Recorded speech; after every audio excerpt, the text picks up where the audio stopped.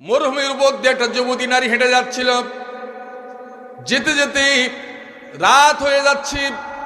Eve teasing এর ভয়ে, ধর্ষণ হবার ভয়ে তিনি একটা নিরালা বাড়ি খুঁজছিলেন।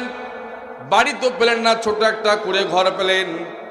ওই কুড়ে ঘরের মধ্যে তিনি দরজা রাতের বেলা টোকা দিচ্ছেন। বারবার টোকা দিতে দিতে একটা যুবক বেরিয়ে আসলো। আসার পরে বলছো, কে এত রাতের বেলা, গভীর রাতের বেলা দরজায় টোকা দিচ্ছ, কে তোমরা বলো? বলছে, আমরা বেশি কেউ নেই, আমি একজন মহিলা, আমি একজন নারী, আমি অসহায় একজন তোমার বোন, তুমি দরজাটা ভাই খোলো। বলে না, এত রাতের বেলা মহিলা আমার ঘরে ঢুকতে দেওয়া যাবে না। আর যুবক যদি এখনকার যুবক হয়, যদি ঘরে দরজা একা থাকে আর যদি টোকা মারে, ও যুবক বলবে, ওয়েলকাম, চলে এসো চলে এসো।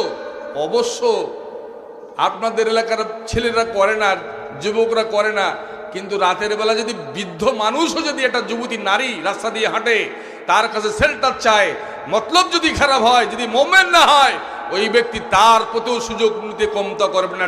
ঠিক কিনা?